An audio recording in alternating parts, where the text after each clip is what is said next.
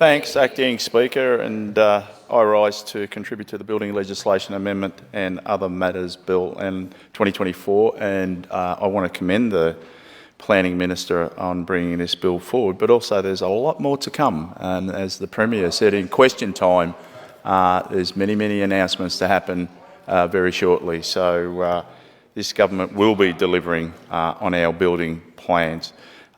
These significant reforms to Victoria's building system will help shape a much more sustainable, affordable and consumer-friendly future for everyone in our state. And the ability to build, to buy or to renovate a home is central to achieving security and comfort. And of course, the Victorian Government is committed to ensuring that these experiences meet the highest standards.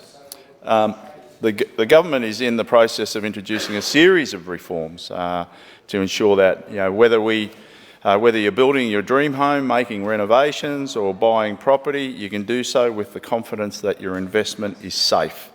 And that's really important to all of our constituents, and that it's affordable and that it can be built to last. And these changes will progressively reshape how Victoria's building system works. And of course we need those changes to deliver on our big agenda of building 80,000 houses per year.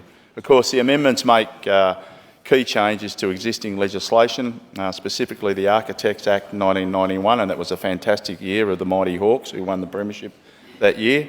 Of course, the Building Act of 1993 and the Victorian Planning and Authority Act 2017, and it creates the capacity to future-proof for further changes as required.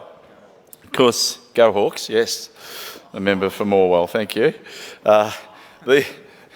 These amendments are ensuring practitioners meet their obligations by modernising gas and energy systems and support the gas substitution roadmap to transition Victoria towards a cleaner, more affordable energy sources. And of course, I think we all want to make things more affordable for our families, in particular right now where the cost of living is probably the key issue that's affecting all Victorian families. So as we say, moving towards more cleaner and more affordable energy sources is a key issue in assisting all those families.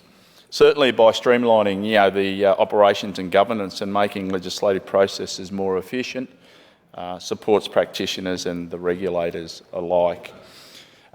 These reforms, Acting Speaker, will support the transition away from gas, as we've heard through many contributions, through a more sustainable electric-powered system in homes and commercial properties.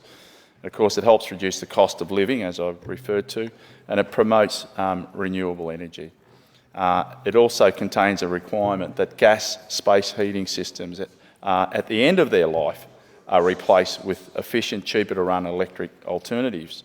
Of course, that's hot water systems, and again, let's re-emphasise, it's at the end of their life, and to be replaced by more efficient and cheaper to run electric alternatives. And again, this is at the end of their lives. We're not forcing anyone to replace those systems now before the end of their lives.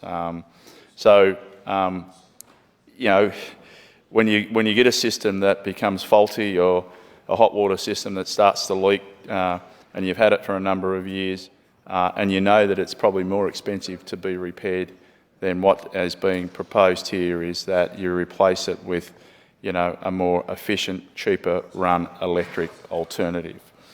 Of course, the member for Brighton might choose to ignore important parts of the legislation and generate some sort of disingenuous scare campaign with falsehoods such as banning gas entirely, which of course that's a nonsense. We're not doing that. There is no requirement to replace, as I said earlier, gas cooktops with electric ones. There is no requirement for existing commercial buildings to replace gas appliances with electric ones. And again, as I referred to just a moment ago, even for households, replacing their systems is at the end of their life, and there's not being forced to do that prior to that. The majority of Victoria's fossil gas is used for space heating and hot water in residential and commercial buildings. Electrification and energy efficiency offer the most immediate and cheapest opportunities for reducing gas consumption for these users. So while helping to ease the cost of living pressures and reliability risks. So making sure that the gas we have goes towards industry, and that's imperative, that industry is maintained by having access to gas, making sure that there is enough for our industries, rather than exhausting it on households' consumption, where we know that if gas is replaced by electrification, it is cleaner, it is cheaper, and is utilising renewables.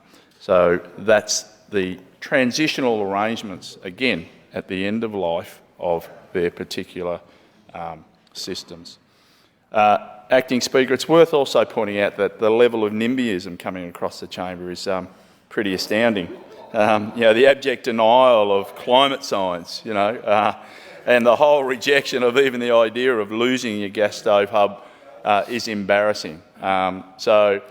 But we constantly hear it through a number of contributions from across the aisle. So next year, personally, both my wife and I, we're going to be starting to build a new home, which I'm pleased to say will be all electric, just like the new Melton Hospital, all electric, and we'll be starting to build the new Melton Hospital before the end of this year, and that'll be all electric. We'll have solar, and we'll have battery storage, and I'm really proud that I'll be building an all-electric home, and I look forward to that commencement next year of building that home and completing that home next year, and I look forward to having all-electric appliances. And I must say that the only gas cooking that I will be doing will be on the barbecue, and I quite like cooking. I quite like cooking on the barbecue, let me tell you. Because it gives me an opportunity, and some people in this chamber would know I don't mind a bit of a tipple at times, and I stand there on the barbecue and have a couple of glasses of wine, and I love it. No, I love it. I love using the gas barbecue, and I love drinking my red wine. And the only other place that I'll be using gas will be in my motorhome when I'm travelling in the motorhome, and it's got gas. So I'll be using it when I'm camping. But also the motorhome's connected to power.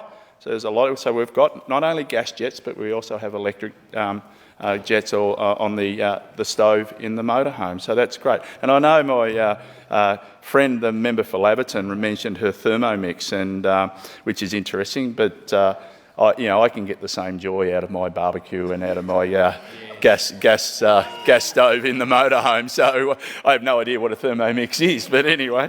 But I'll look it up. And we'll see how we go.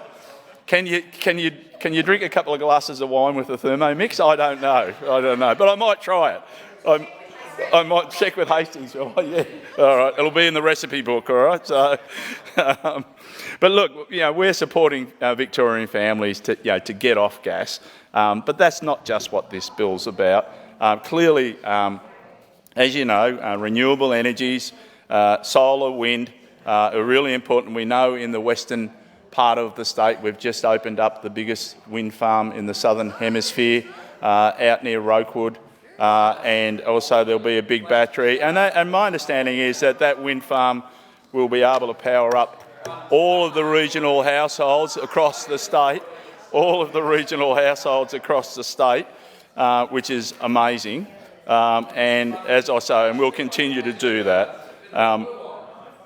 We'll be right. So of course we've got clear vision. We've got clear vision here. A building system that is going to be efficient, safe, and fit for a sustainable future. These reforms reflect not just a response to current challenges, but a proactive effort to build a system that serves future generations, and that's what we've got to think of. And obviously with the growth, the number of households that need to be built, powering those places, transitioning away from gas, using and growing our renewable energy industry, the jobs that it creates. This is great for this state. This is a terrific bill. I thank the Minister again, and I commend this bill to the House.